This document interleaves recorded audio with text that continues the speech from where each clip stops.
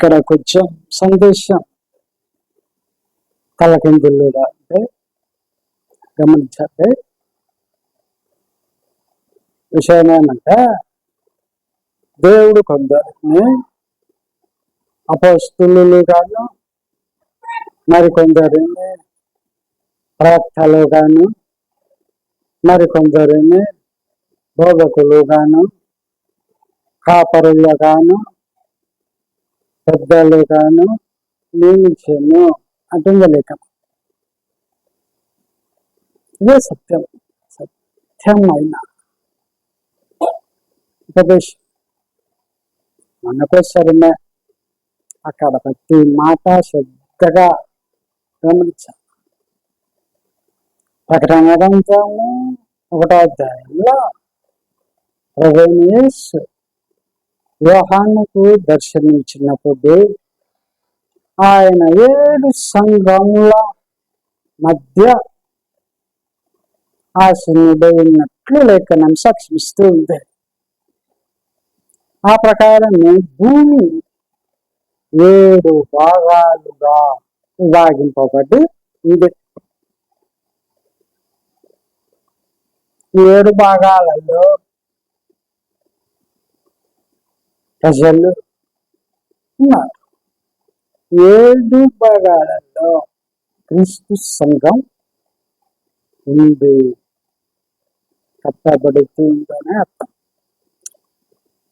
ఆ ప్రకారము దేవుడు తన సంఘమును ఈ అరణ్యంలో ఆనాదగా వదలలేదు. ఆయన ప్రతి సంఘము మధ్య ఆసీనుడై ఉన్నాడు.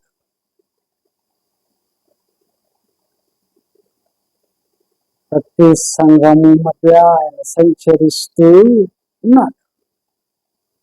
ఈ సంఘము దేవుడు తన స్వరక్తం ఇచ్చి సంపాదించిన సంఘం.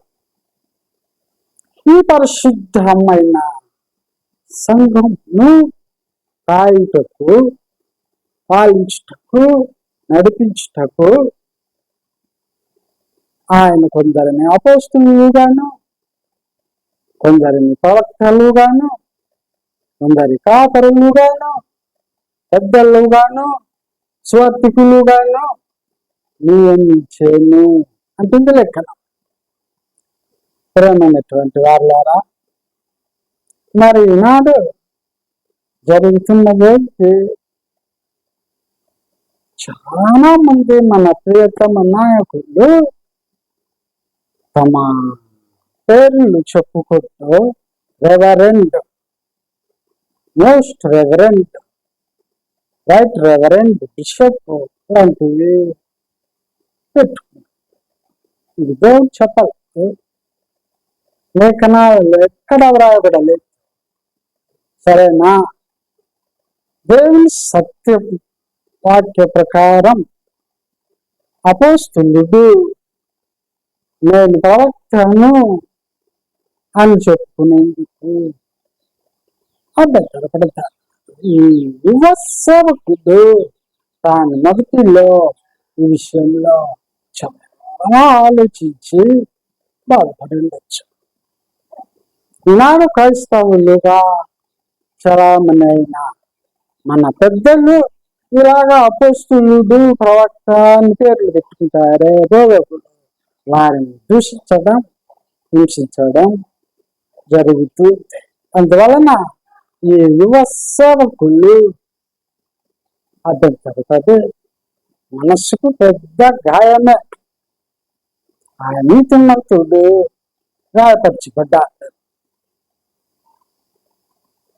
అందువలన చాలా మంది మనలో అపోస్తులిక, ప్రవక్త అని పెట్టుకోవడం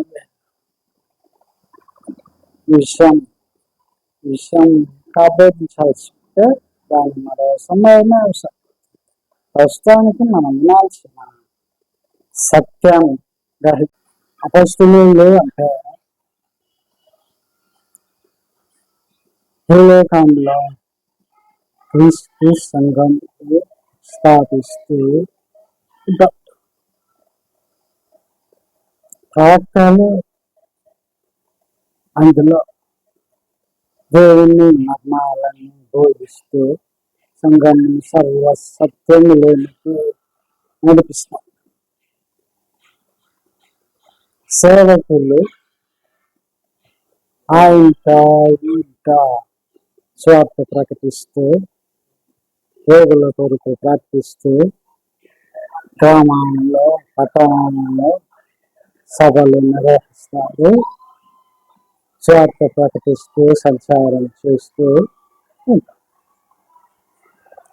ఆ ప్రకారం కాపరులు పెద్దలు సంఘమును బాగా పాలిస్తూ సంఘముకు కాపరిత్వం జాగ్రత్తగా వహిస్తూ దేవుని వాక్యం సత్యమే చెబుతుంటే అయితే ఇస్కరియోతు యూదా మన ప్రభువుకు శిష్యుడిగా ఉండి డబ్బుకు ఆశపడి అపొస్తలత్వమును పోగొట్టుకుని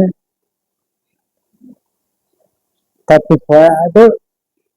ఆ తర్వాత యూదా తాను చేసిన పాపం బహుఘోరమైనదని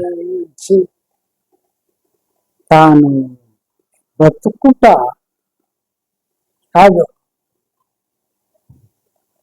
తనకు తానే బలవంతంగా ఆత్మహత్య చేసుకుని వెళ్ళిపోయాడు.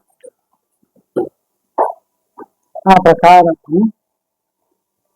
మనలో కూడా మార్గము తప్పి తిరుగు చుక్కలు అంటుంది లెక్క. మన మధ్య కూడా కొందరు అపొస్తలత్వం పోగొట్టుకున్న దేవుడు ఇచ్చిన గొప్ప తాంతులో వద్దు అని వదులుకున్నాడు. అంటే వారు డబ్బులకు ఆశపడి ఉండొచ్చు, గొప్ప సంపద సృష్టించాలని బైబిల్ సంకబెట్టుకొని ఉండొచ్చు. అయినా మార్గం తప్పి యేసు ప్రభు యొక్క మార్గమును కాదనుకున్నా వేరొక దారిలో వెళ్తూ బైబిల్ సంకబెట్టుకుని గొప్ప ఆస్తిని సృష్టించి సంపదల్లో జీవిస్తూ క్రీస్తుని ప్రకటించే వాళ్ళు కూడా ఉండాలి. వీరిని కూర్చారు యోహాను భక్తునికి కలిగిన దర్శనంలో మార్గము తప్పి తిరుగు చుక్కలు యూదా చెబుతున్నాడు. వారులారా,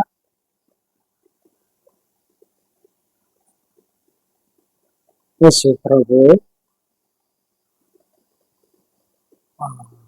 ఒక సందర్భంలో నాకు సత్య సంబంధి అయిన ప్రతి వాడు నా మాట వద్దు